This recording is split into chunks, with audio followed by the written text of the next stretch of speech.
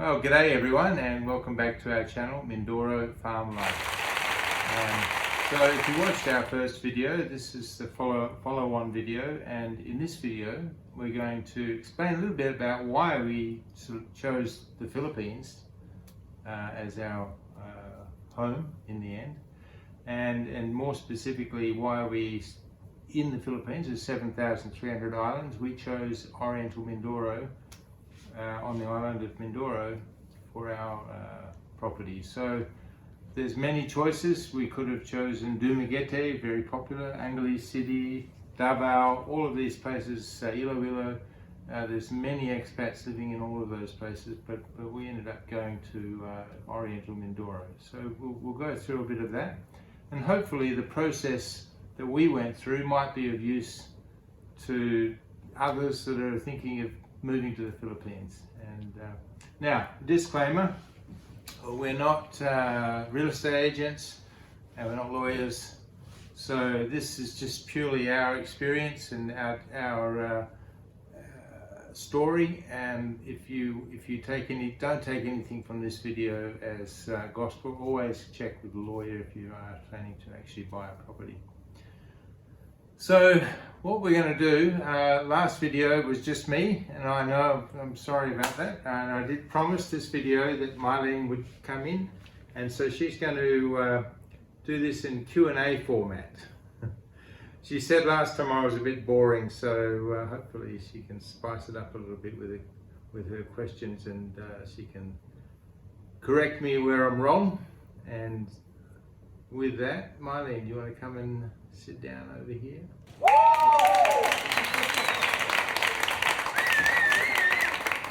Hello guys, hello babe.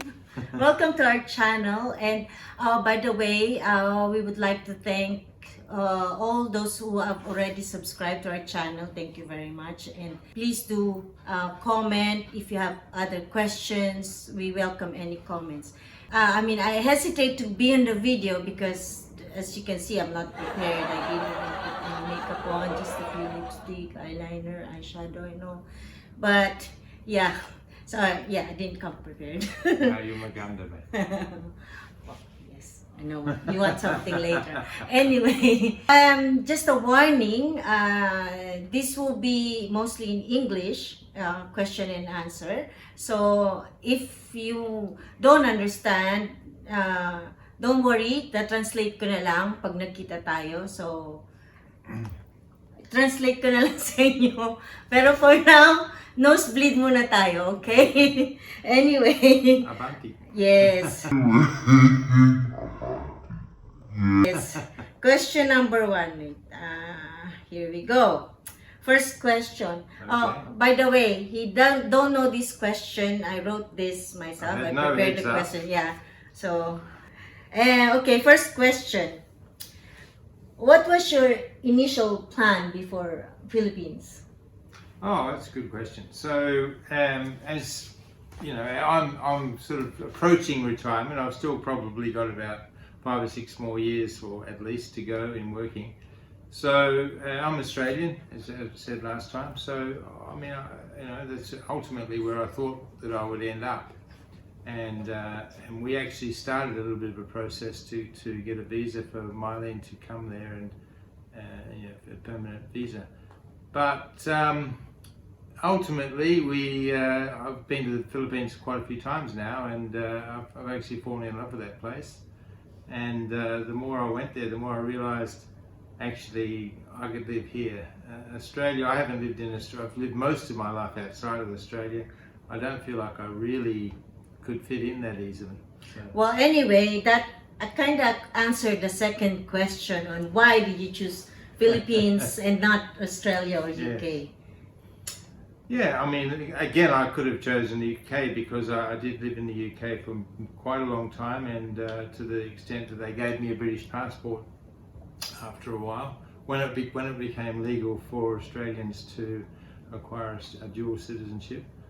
But there's no chance, and at the time the UK was in the EU, so actually a long time ago I thought I would end up living in France or Spain or somewhere else. but no. All right. So, Yes. sorry, you'll probably notice I have a tendency to over-answer.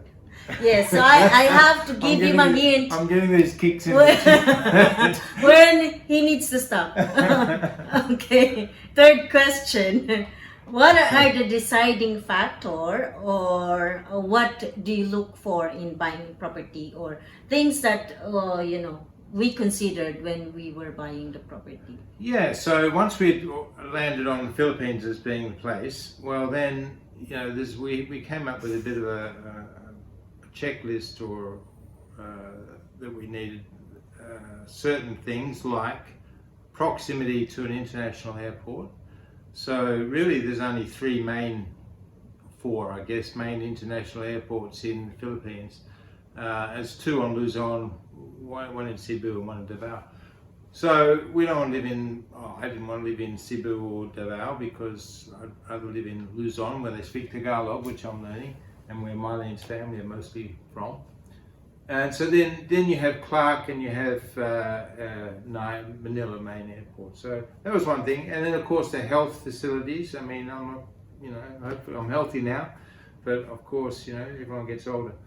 Then also proximity to Marlene's family, and we wanted to be able to drive. And with the 7,300 islands, of course, every island you have to catch a ferry. I mean, there's rows you can drive your car on and drive off, but it's just expensive and a major pain in the ass. So we wanted to stay on Luzon, close to an airport. That were the primary criteria. Well, to add on that, we also consider like the property should be titled. Oh well, yes. And then okay. like the owners are still alive, so just to avoid those complications. Yeah. And right of way. Oh well, the actual property checklist. Yes, yeah, that's right. And then well, it would be nice to have a view or a water, aspect like beachfront or ilog or. I mean, maybe we'll make a video later, going in a bit more detail Yes. on the purchasing process, because you touched on a few of the the gotchas in the Philippines with titles of properties. No, I'm just giving like some of the deciding factor, like criteria. So also like should be close to the city or accessibility. So all of this stuff. Yeah. We will discuss that later in future videos. Yeah. I mean, we looked at, the idea of living in subdivision, living out in the boonies, living near the beach, having a rural property. We looked at all kinds of properties. We didn't just focus on one type. Okay, fourth question. It's a bit getting closer to the whatever we're trying to explain here. Do I get a prize? We'll see. Depends on your answer. Depending. Okay. Fourth question. What preparation did you do before deciding on the property, or somewhat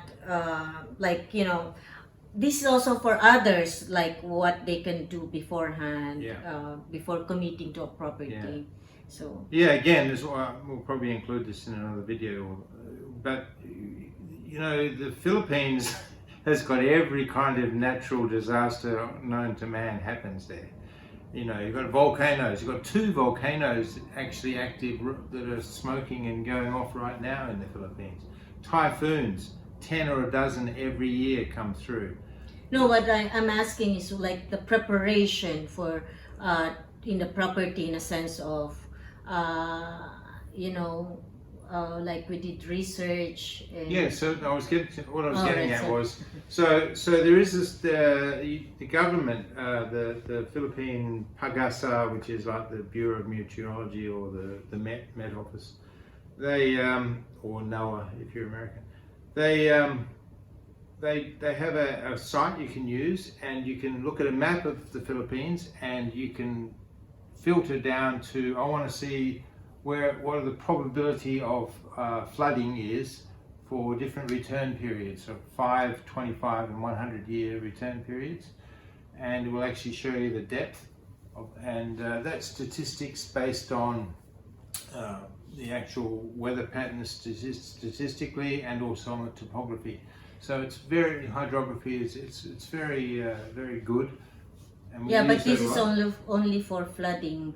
Like if you want to choose area that are not flood prone area, so we use this app in a sense of just to predict do we get flood in 50 years or 25 years or something. So this is one of the research. We did a Or lot of every year, research. which is the case Yeah. in a lot of the Philippines. By the Yeah, way. and it changes, it updates because I think they're using some, I don't know, it's so scientific, it's blowing my Yeah, mind. but that site will also tell you about storm surges. It'll tell you about landslides and other events. So, and then you can also find out what the probability or the historical incidence of typhoons is in certain areas. So there's lots of good information All right. on different websites. Again, we'll go into it in a different Okay. video.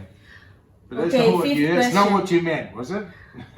No, it is. I mean, obviously, it's one of the preparation, but yes, we did our due diligence in to summarize it. You know, we check the property and everything. We check. Yeah, I mean, there's other things like, you know, for a given property, you want to make sure you have access. So you want to make sure there's a barangay road at least, and preferably a concrete barangay road. And then you want to make sure it has electricity to it and whatever, cellular service. All right. Anyway, going to fifth question. What are the struggles you faced while looking for a property? Well, we faced, not just you. Well, probably basically what more. we faced is, you know, I touched on it earlier about the issue of titles in the Philippines. The Philippines has adopted the Torrens title system, which actually, Torrens is actually Australian invention, but it's pretty much universal around the world these days. And the idea of a title, when you have a title, I can't remember the legal term for it, but if you have a title, then that nobody else can claim they own that land because you have the title, whatever other circumstances have happened. But a lot of the Philippines does not have an actual certificate of title attached to it.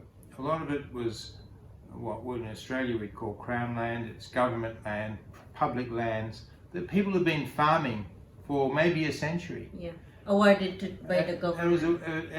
But they never had an actual title to it. So there's a process the government established about 20 years ago for people to perfect the title and claim the title for the land based on the fact that they've been living there and all of those things. Anyway, those things, that's one thing. It makes it more difficult to buy a property if it doesn't have a title. Not impossible, but more difficult. Then the inheritance laws in the Philippines are such that, you know, when the father dies, you know, half of his goes to the wife, the other half goes shared equally among legitimate children. Yeah. If there's any illegitimate children, they get half of what a legitimate child would get. It's very complex, and then often, and it's a very bureaucratic process to go to all the various offices, and you end up with people died 50 years ago and the title never got transferred. So now who are you going to get to sign the document? And not only that, like we have some properties that we looked at that they only have a deed of sale. They didn't actually get it transferred to their name.